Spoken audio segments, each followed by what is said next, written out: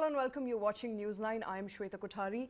We're bringing you top stories from the world of business, policy and economy. With me in the studio is my colleague Kartik Malhotra. Also joining us very shortly is Rakesh Khar. Our top stories that we're tracking today begin with SEBI, which has got an approval, the market regulator SEBI got an approval for probing Adani Group up until 14th of August, an extension thereof.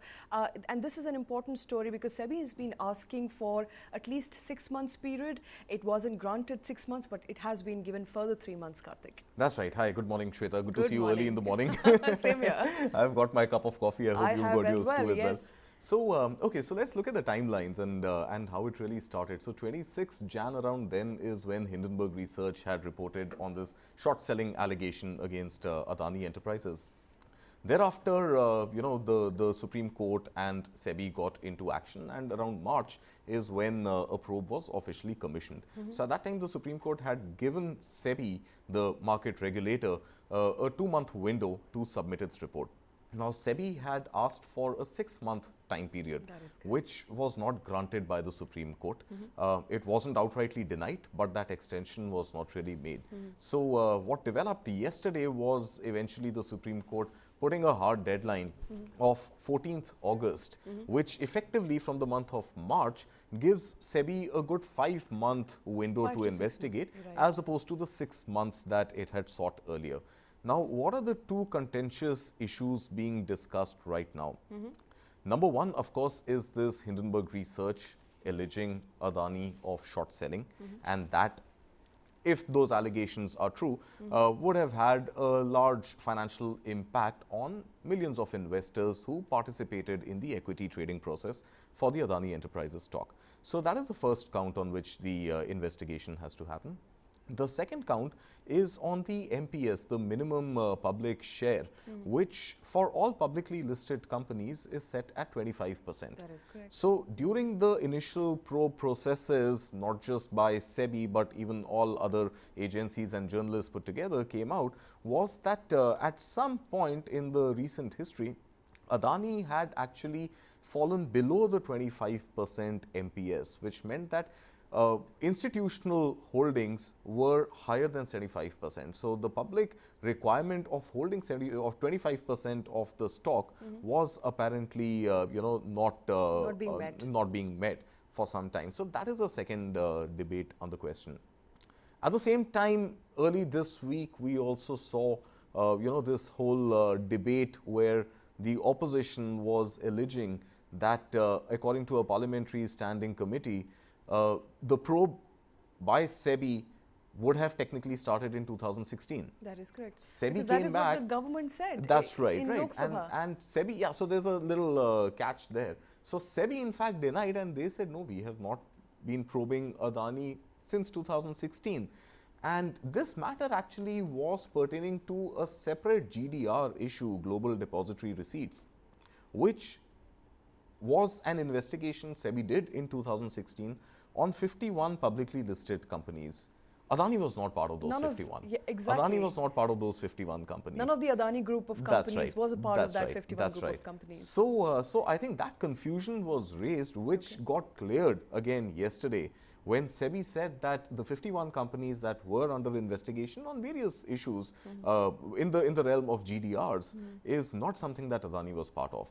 So, I think this 15th August... but it's interesting because the government came back on record and clarified on Twitter that we stand by what we said in Lok Sabha, that Adani Group was in fact being investigated. They did not clarify on what, where, who, and SEBI there saying no, we're not investigating. The investigation in 2016 onwards was on the issue of GDR, 51 companies, Adani companies not being part of that. So, yeah, well, anyway, the long and short of that is that, 14th August is when the Supreme Court, and this of course is headed by the Chief Justice of India, Dhananjay Y. Chandrachud, who has said that show us progress by the 14th of August. You don't have a complete report, that's fine, but on the 14th of August, show us the progress you've made, and basis that we'll decide if you want to extend it maybe till 30th September or beyond, which will give SEBI the entire 6-month window. But progress is what needs to be seen by 14th of August. Rakesh is joining us at this point. Rakesh. Hi, Rakesh. Good morning. Good morning, Shweta. Good morning, Kartik. Hello, Rakesh. I think a very important story here, SEBI getting an extension, and I want to quickly read what D.Y. Chandrachud said, and he said, "We are not granting an indefinite extension of time. If there is some genuine difficulty, you let us know."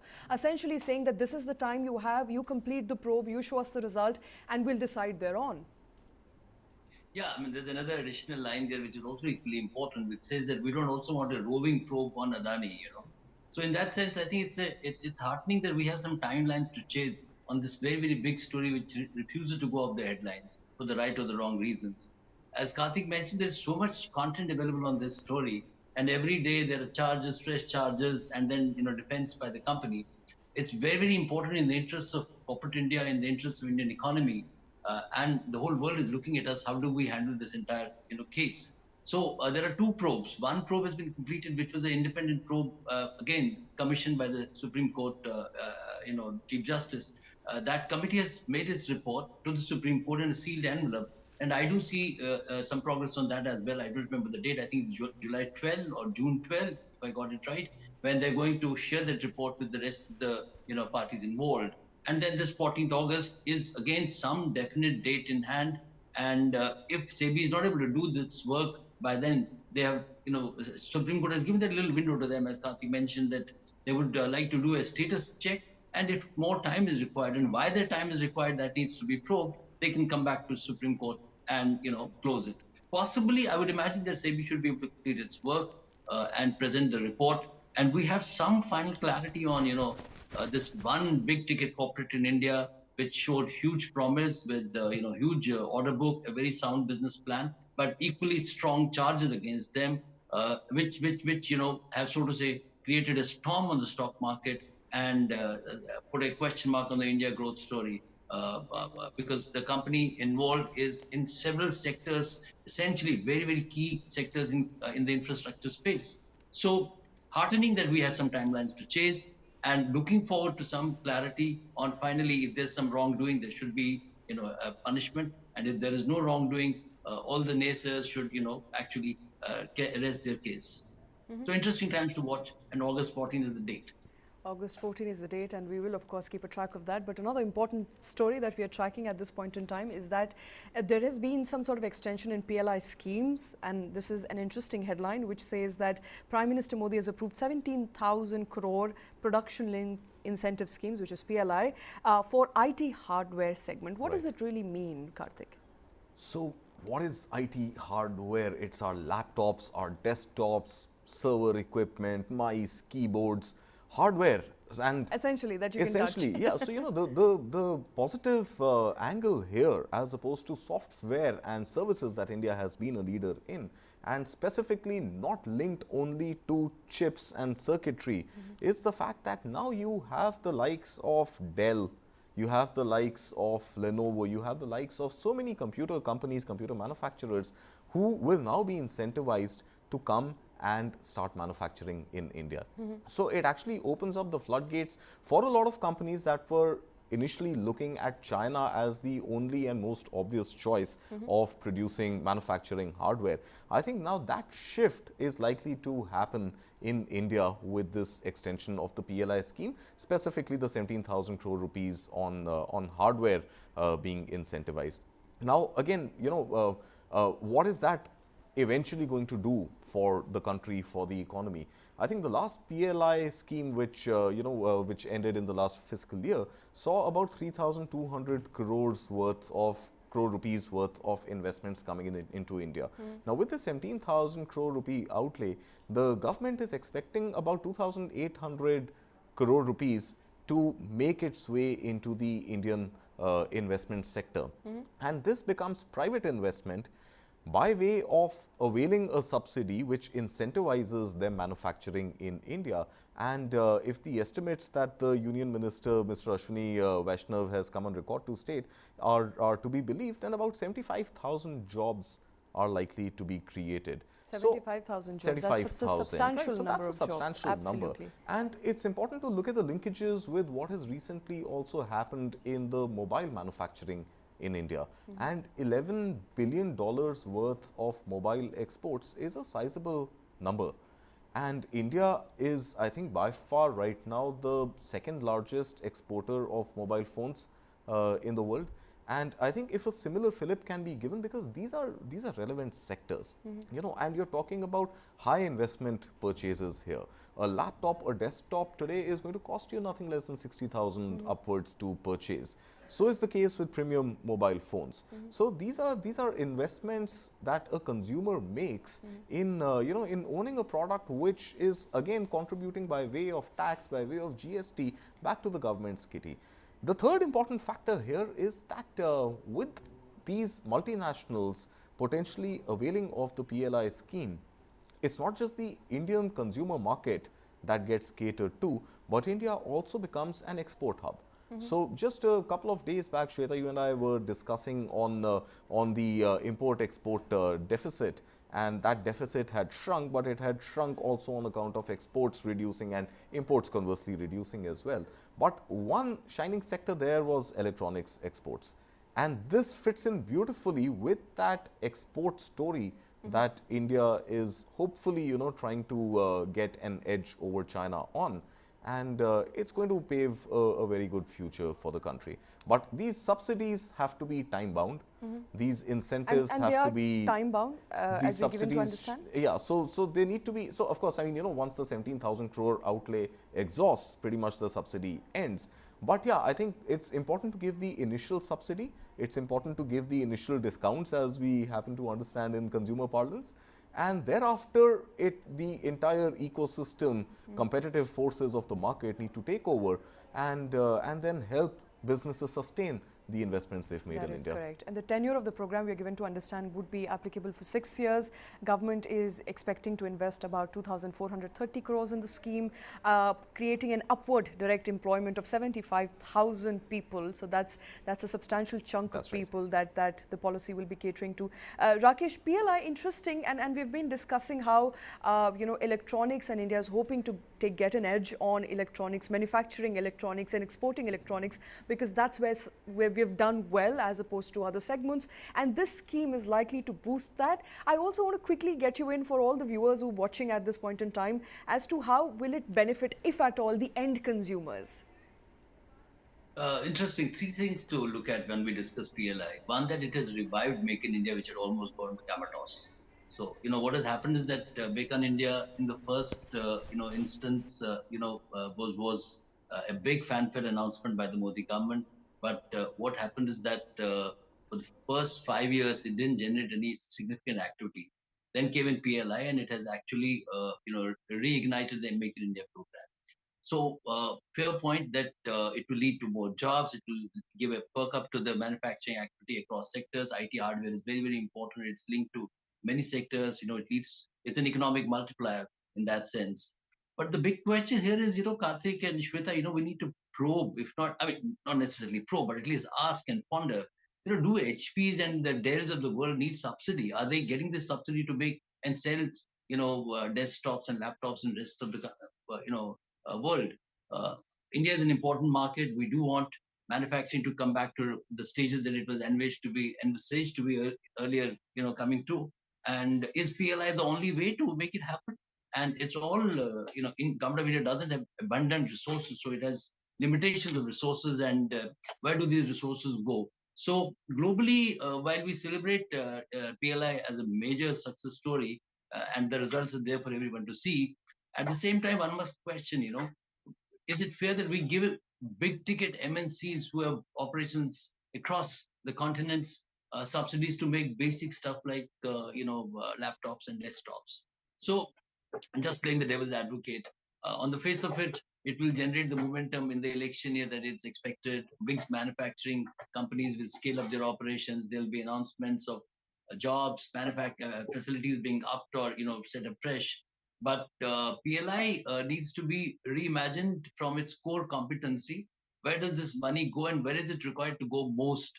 Which sector should get it the most? So already there is a pipeline of many sectors from business verticals which are clamoring for PLI to go there. And Okay. PLI does have, you know, infinite budgets. So I think while we really look forward to big ticket companies coming in, we must also simultaneously do a review, at least a dispassionate review, whether, you know, this kind of incentive is supposed to go to big ticket MNCs to do some basic stuff in India. where the market is so huge that they can't escape not being here. Maybe the numbers will grow significantly in short term, but in medium term, if you sustain the PLI, is it the best thing to do? Already globally, some economists have raised a shadow over the PLI injections in manufacturing for global manufacturers. Interesting. How sustainable is PLI in the long run? We will, of course, have to wait and watch out for that. But breaking news coming in at this point in time. Kiran Rijiju has been moved out of Law Ministry. Rijiju has been moved to Ministry of Earth Sciences. We are given to understand Arjun Ram Menghwal will become the new Law Minister. So that's big breaking at this point in time. Kiran Rijiju has lost the Law Ministry and he is now being moved to Ministry of Earth Sciences. Arjun Ram Menghwal will become the Law Minister.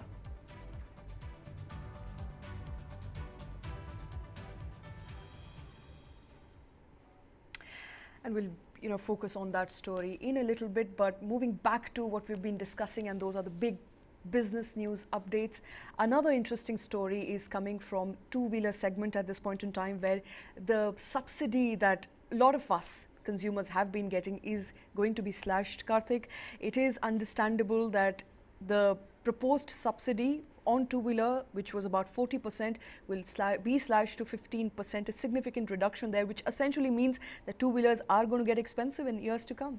Electric two-wheelers. Electric two-wheelers, to be specific. And from March 2024 that's onward. Right, from March 2024, April 2024. So, the present lot of subsidies is going to run its life on the 31st of March this fiscal.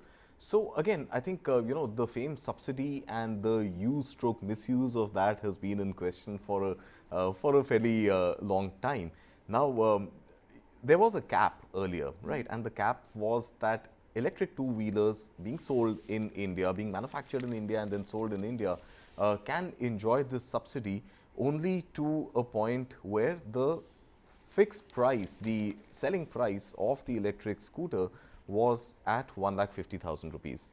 Now, a lot of companies came into the radar when the famed incentives that were supposed to accrue to them were not actually credited into their accounts, when the government was actually investigating that has there been any misuse of the famed subsidy.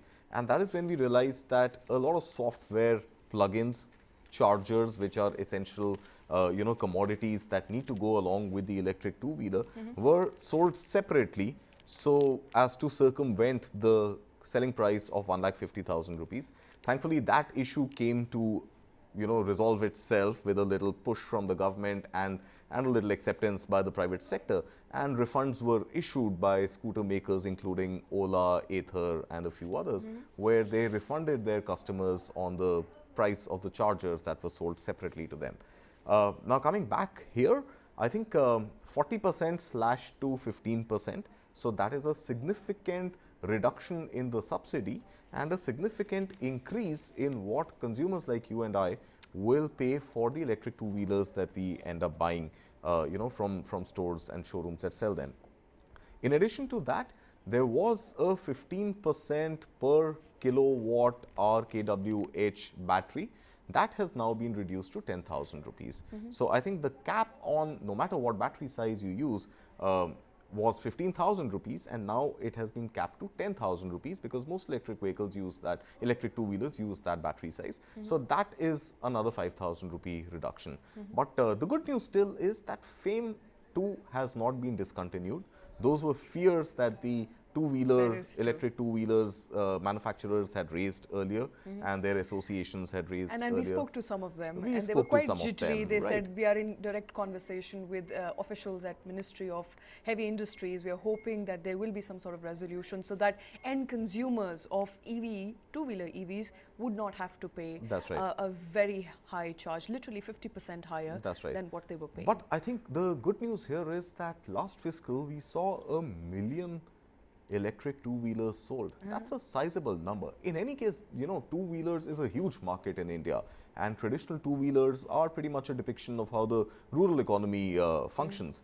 But the uptake in electric two-wheelers and 1 million units being sold is fairly substantial. So I think the government has come to realize, hopefully rightly so, that there is acceptance for a new technology, for a cleaner fuel, and people are willing to ride it despite the e-mobility highways still being built, despite charging infrastructure yet to come in, as easily being made available as petrol pumps. So that acceptance has come, and a gradual tapering off of the subsidy, to my mind, is a good idea. Now let market forces take over. Let's see, with this reduced subsidy and yet a subsidy in place, is there going to be a continued uptake in demand for electric two-wheelers? And if that happens to be the case, of course, there is going to be a lower clip.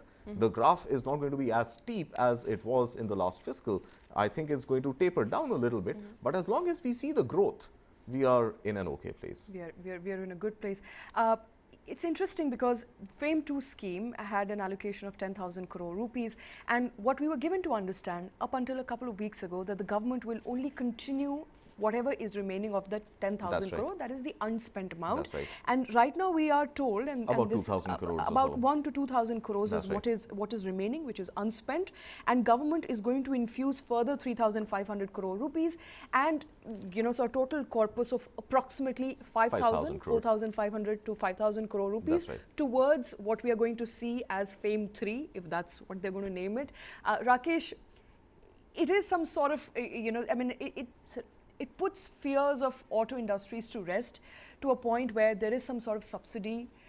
However, many of them are still miffed. We spoke to experts here who and EV essentially people who represent EV industry, and they were hoping that the government is going to come back, listen to them, and also pay back on whatever subsidy they have already given to consumers by the way of FAME 2 scheme. All of that, I think, is coming to there's some sort of parlance here, and I think people will benefit all in all, even if it's 15% subsidy. First of all, I think subsidy cannot be a life-sustaining model for any industry. So I think in industry, corporate leaders have to understand that subsidy in this case for the EV landscape, because Government of India is committed to certain goals with the Prime Minister himself making those declarations at a global platform. So to give a facelift to the sector, and also India's overall commitment from a consumer perspective, from a multi-stakeholder perspective, to shift to non-fossil fuels is welcome. But sustaining these subsidies, again, as we mentioned in case of PLI as well, we need to have a time frame to that. If the industry believes that they can really live on these subsidies and build a viable business model, that's not fair and it's not sustainable. So coming to the micro perspective here, I do believe that a bit of rationalization is going to take place from the demand perspective. What has happened is that the demand in two-wheelers is phenomenal. Kartik mentioned some amazing numbers. And I was reading, R.C. Bhargav's statement a couple of days ago, where he's saying that India is set to become the largest two-wheeler market, both two-wheelers and motorcycles and scooters put together globally. And we have huge potential there because the penetration is pretty low. So, and EV is riding that growth. There's some rationalization happening from the three-wheeler market, where the demand for EV is not as much as it is in two-wheelers. So I do believe that there is some proposal also to explore shifting some funds from there, the outlays there, to the two-wheeler segment. And in terms of pricing, I was reading today, when we were discussing pricing of scooters, the luxury market in India is growing at such phenomenal pace. As I keep saying, India is a market, a district. India is a market, a street. You have Sector 18 Mall of India, a famed market, and you have Atta market right next door. And with each passing, 6 months, markets come and go. And there is so much diversity in the way the India is defined as a market. So there is a price point available to the consumer.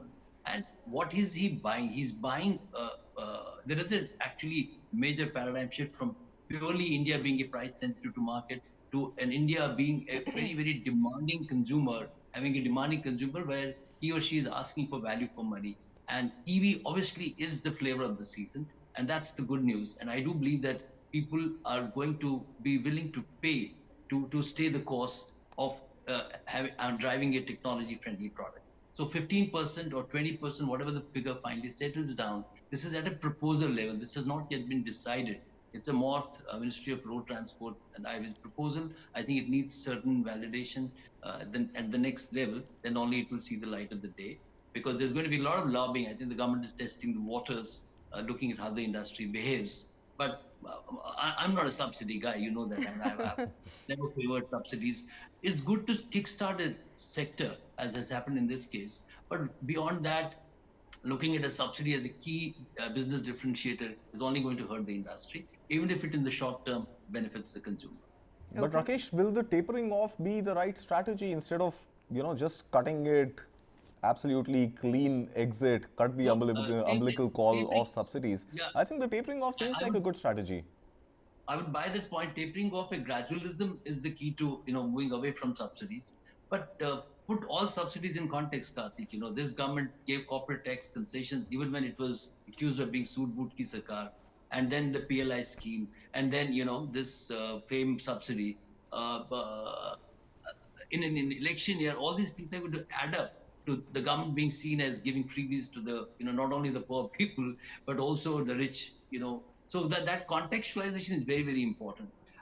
Karthik and Shweta, I think all of us must learn from the global business landscape that businesses have grown being on their own legs. They can't sustain themselves looking at subsidy as being the key differentiator. And we have some great success stories. I mean, a Geo has been built without any subsidy. In auto sector, we have great success stories. In FMCG, we have great success stories.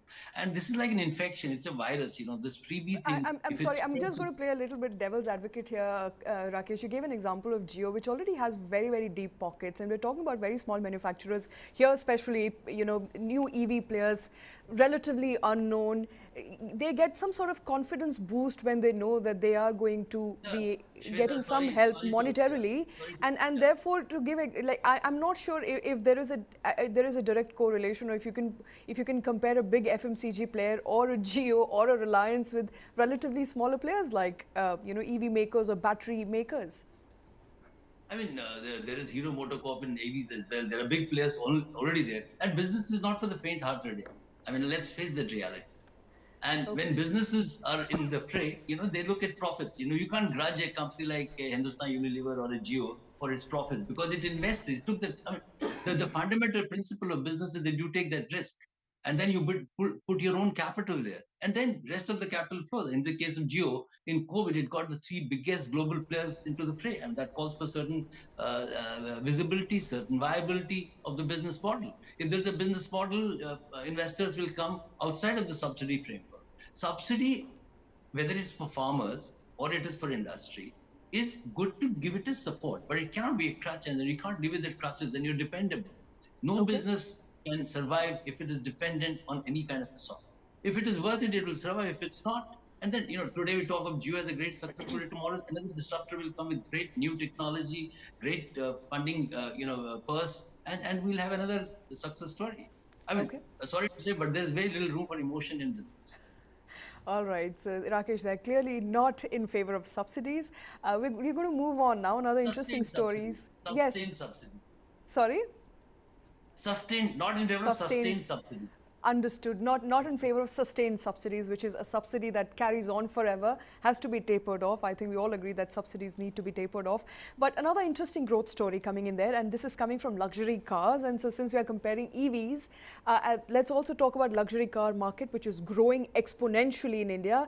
Audi India is hoping that the car market is going to grow, actually looking at growing its sales to about 2,000 cars in the first 3 months of 2023, which is up 126% over the corresponding period last year. Therefore, essentially hinting at the fact that India is a growing market, not just for EVs, but also for luxury cars in India. All luxury car makers betting big, Rakesh. Absolutely. I was saying India is a price point every district.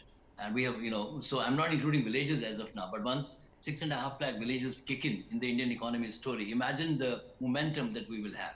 So those who look at India from the prism of just the, urban-rural divide or the urban divide or this tier 1, tier 2, tier 3, 4 cities would be, so to say, they'll have to reset their plans and research because there are the number of billionaires are growing at one level. People moving out from poverty, have 41 crore people have moved out of poverty in the last 10 years. So there are a lot of right things happening about India. There are challenges, but the luxury story will grow, the EV story will grow, and aspiration level is so strong. We saw it in the auto sector. We discussed it yesterday, Shweta. People have sort of say sidestepped the entry level cars in the PV vehicle segment, and some interesting perspectives on how the Indian market is behaving.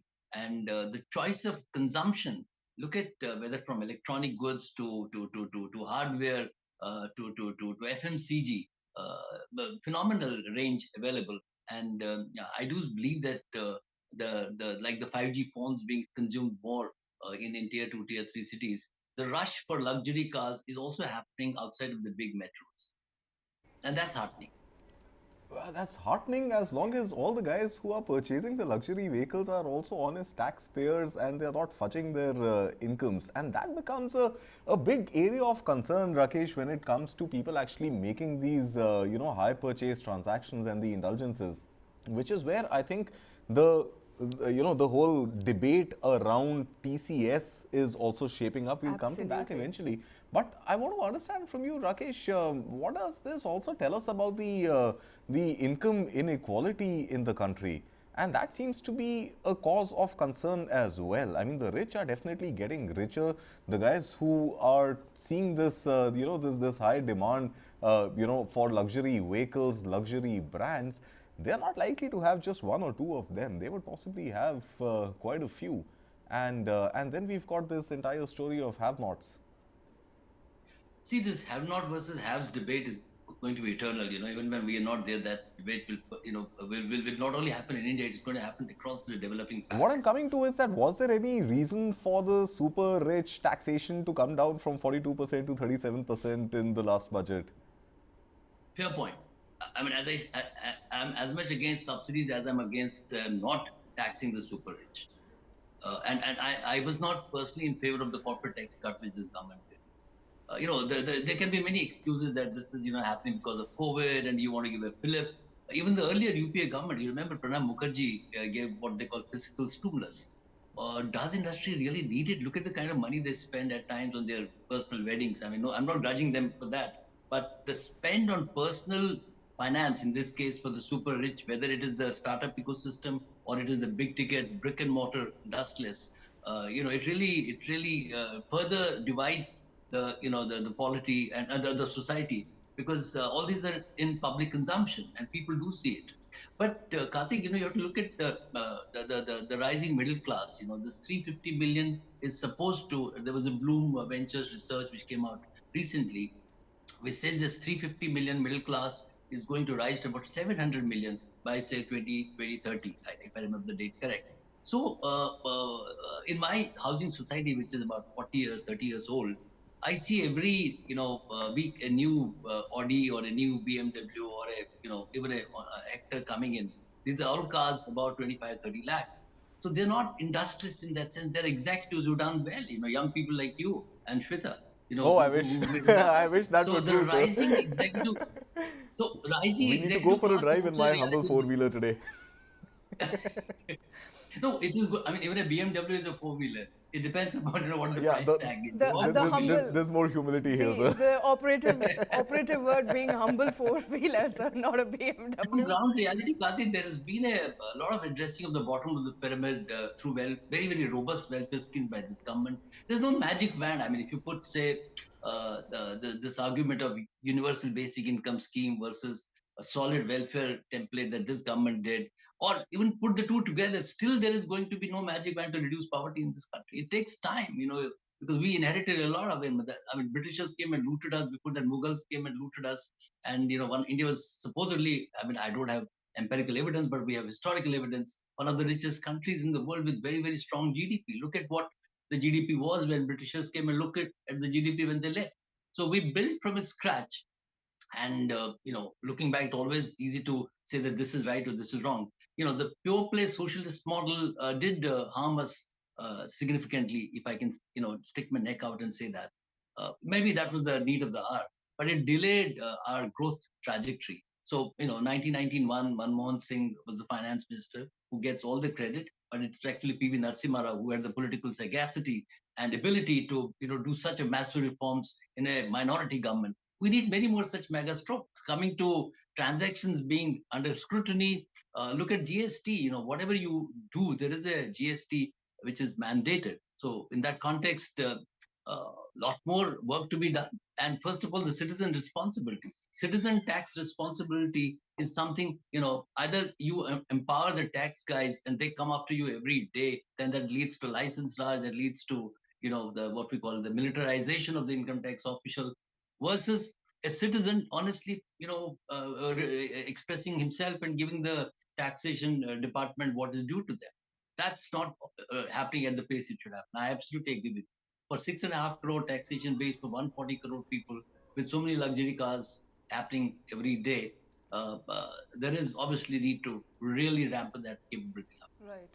Essentially tells you how the tax net needs to be widened at this point in time. 6 crore people paying taxes versus so many people buying luxury cars.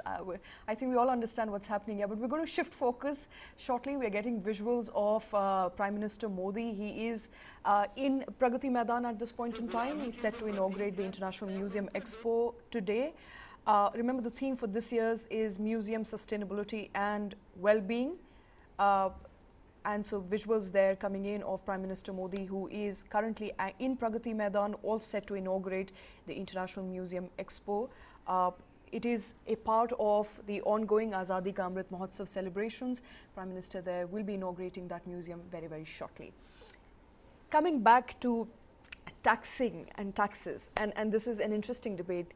Credit cards will now feature under LRS, which means that there is going to be a additional tax that will be deducted at source if you're making an international transaction using your credit card. Comes just days after we discussed how foreign tours and travel packages are going to get more expensive, 5% to 20%. It's not going to make people very happy. It's not making me happy at all. But the only glimmer of hope, Shweta, is that you will not see me in the first week of June. I'm on holiday, but thankfully, I'm going in June and not July, because 1st July is when this kicks in. And yeah, it's 20%, and that's hurts. A huge amount. That hurts. Now, I don't have a problem with the, the mindset of imposing a TCS. I don't have a problem with that. My problem is the burden of truth lies back with me as a tax-paying citizen traveling abroad. Now, I don't want to live with that burden. I don't want to come back and reconcile my accounts and submit additional documentation and get my refund. Now, I think for the larger context of debating this this whole TCS story, what is TCS? So let's look at TDS versus TCS. Tax deducted at source is something that when you render a service as a professional to an organization, the organization deducts a tax and deposits it with the government.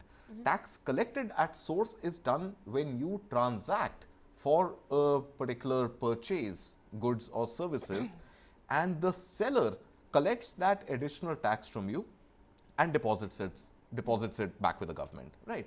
Now, in the case of TDS, you are already attuned to the whole process because your tax filing sort of reflects whatever tax you have already paid to the government. In the case of TCS, also eventually you're using a credit card which is linked to a bank and which is then going to eventually, appear in your form AS6, etc. And that paperwork will be through. But the problem is somebody who has, let's say, a credit limit of 1 lakh rupees on his or her card can end up spending not more than 83,000 rupees when traveling abroad, because on every transaction you are paying that additional 20%, which the seller collects, which in this case your bank becomes the holder of, the bank that issues you the credit card. So you want to go and you want to order a meal internationally and you use your credit card which costs you $10. There's a straightaway 20% TCS, which makes the outgone amount from your credit card $12. So $2 on every $10 spent is substantial. And yeah, so I mean, it makes your travel more expensive in the immediate run, because when you come back, you're still honoring that credit card bill. So you're paying that 20% extra towards your bank, and a refund of that or an adjustment of that will be made at the end of the financial year. And that is when the reconciliation happens and you get back any money that you may have given additionally to the government. And so interesting debate there, because you're already paying taxes and then you're paying taxes further on the income. It's a tax-free loan you're giving to the government. You're giving a tax-free loan on every transaction you're making internationally, and that's unfair. That is unfair. That's unfair. Rakesh, I want you to weigh in at this point in time. I don't travel as globally as Kartik travels, so but that doesn't mean that I support this move. This is retrograde, but it must comes from a certain mindset. There are two perspectives to it. First and foremost, this government, rightly or wrongly, has been pushing people to go for domestic tourism. This Dekho Apna Desh is a big campaign. I don't know how much it has succeeded. It started early days post COVID, and there's massive push to get Indians to travel and see the country inside. And of course, we have such diversity of tourism that it'll take a lifetime to actually see the whole of this country. I'm not diminishing, a city like Hong Kong or US or Las Vegas. All those are important, and there's no either or in this case. So that's one reason probably, one could justify this move, which I definitely is not welcome. The other reason is that from a macroeconomic perspective, I don't know whether Karthi agrees with me. See, in the fiercely Unlikely, I will, sir. As the case usually is, but let's listen to your point of view. Go ahead, sir. Yeah, the other perspective is that in the fiercely globally economic landscape, where each country's power, one is the soft power which we keep talking about, the other big ticket power is your forex reserves.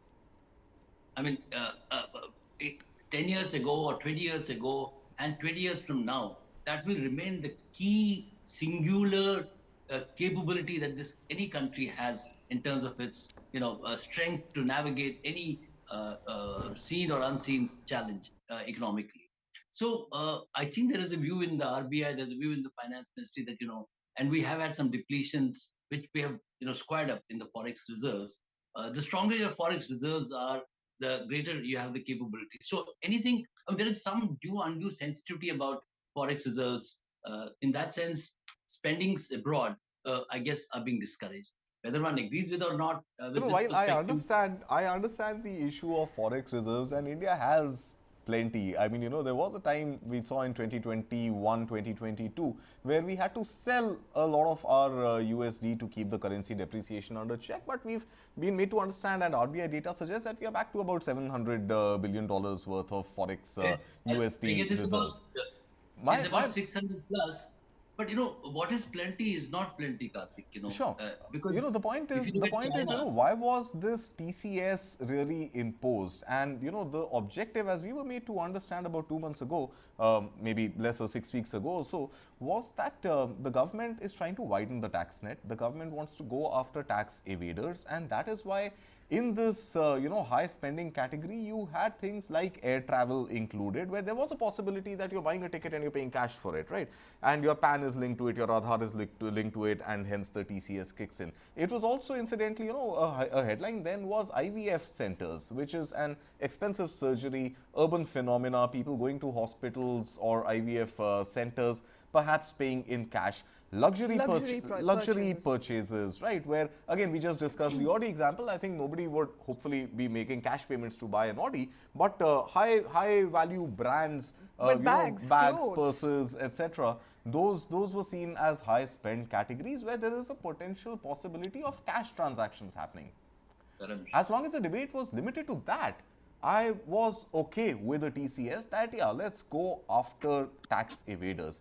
In this case, you're talking about a digital transaction, you're talking about a credit card, you're talking about a card which is linked to your bank account, and for that card to be issued to you, you have already done your KYC and you meet the civil obligations and the minimum criteria for a credit line to be granted to you by a bank. There's no way to evade that. I mean, are we trying to say that people are using credit cards abroad, making small or high value purchases, coming back and making payments for that creded card in cash, and hence they're circumventing the tax process? That seems very unlikely to me, and that is why I think taxing middle class people or even high income group people traveling internationally, I mean, promote domestic tourism by all means, no problem. But it could be a business choice, it could be an educational choice, it could be personal preference that somebody wants to travel abroad, and then you charge them 20% extra on every single transaction. A bottle of water in Europe costs you about €2. Imagine that becomes €2.40.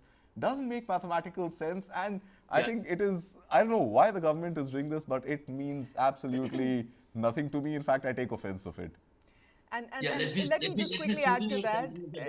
I just your sentiment a bit. Yes, Kartik, Yeah, if you look back at India's, government and especially the finance ministry perspectives, there's been an era of rollbacks.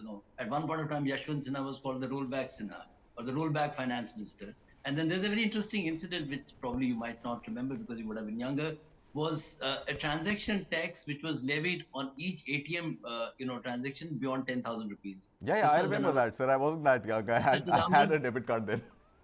Oh, interesting. Mr. Chidambaram was the finance minister, one of the That's most right. forward-looking, and who at one point of time in 1997 gave us the dream budget.